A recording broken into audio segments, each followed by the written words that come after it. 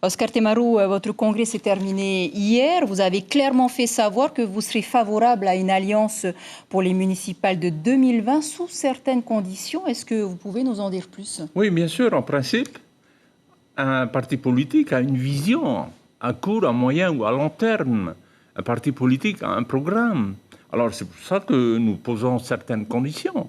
Vous savez bien que depuis 2013, notre pays a été réinscrit sur la liste des pays à décoloniser. Est-ce que ces partis politiques nous soutiennent dans cette démarche? Vous savez également que nous avons déposé plainte contre les différents présidents de la République pour crimes contre l'humanité. Est-ce que ces partis politiques soutiennent cette initiative? Vous savez également que l'on se prépare pour les élections présidentielles de 2022. Nous allons présenter un candidat, nous avons essayé la dernière fois, on n'a pas réussi. Est-ce que ces partis politiques, il ne s'agit pas de s'allier pour s'allier, c'est du n'importe quoi. On a entendu parler du Tahouir Attira. Est-ce que vous avez en vue d'autres partis politiques? Ah oui, ben, parce qu'il n'y a pas que le Tahouira dans notre pays, il y a aussi le Tapura. Et puis, il y a des sections de communes, des communes entières, où ce serait plutôt la tendance Tapura. Et il y a d'autres communes où c'est plutôt la tendance Tahouira. Et là, à ce moment-là, on a laissé le soin également aux responsables des TOITED d'aller à la rencontre de tout le monde et d'entamer des discussions. Il faut dialoguer, il faut expliquer le message politique du Tahouir Attira.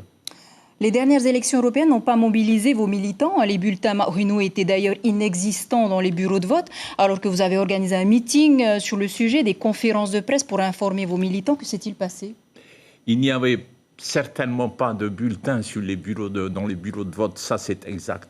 Mais vous avez oublié de dire que le Tahouir est arrivé deuxième à ces élections. Vous ne le savez pas, ça? Nous avons fait plus de 7000 bulletins. C'est énorme. Le message a été entendu.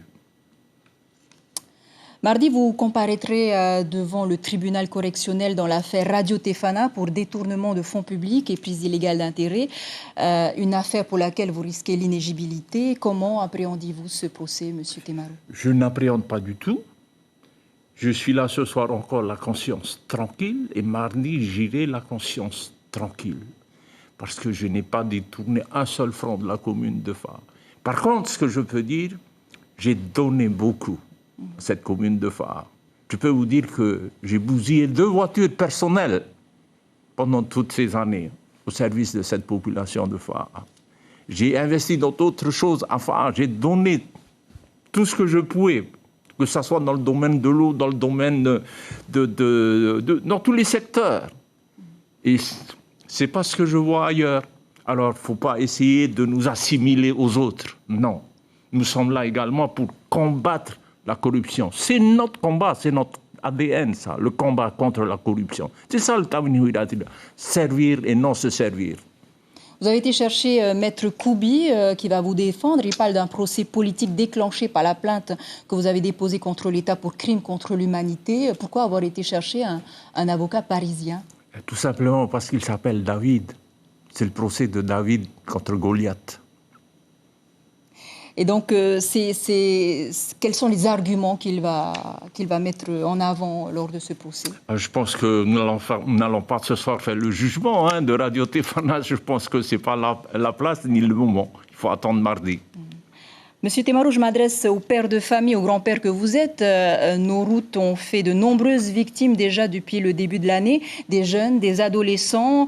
Que pourrait-on faire de plus pour éviter les morts sur les routes? Oui, je vous remercie bien pour cette question. Et non seulement grand-père, mais aussi Tavalan d'une grande commune. Et à chaque fois, je pense qu'il y va de la responsabilité de tout le monde, de tous les Tavalans, des confessions religieuses, des associations, de vraiment sensibiliser notre population à assumer des responsabilités, parce que quand on cause un accident tout seul et on décède suite à cet accident, il n'y a pas de problème.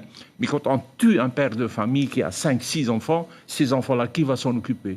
S'il n'y a pas d'assurance et tout ça, voilà, il faut réfléchir. Quand on boit, il faut laisser le véhicule ou l'engin de côté et se faire conduire par une autre personne. Mais je sais bien que ça fait, je ne sais pas combien de temps on répète le même message. Je pense aussi que l'on vend trop facilement l'alcool dans notre pays. Il faudrait peut-être limiter certaines heures de vente d'alcool et non pas la vente à tout va. Donc limiter la vente d'alcool à certaines heures. On retiendra donc cela, Monsieur Temarou. Merci. Je rappelle que vous êtes donc le maire de Fa'a et président d'honneur du Tabinihouil Attira. Merci beaucoup. Ouais.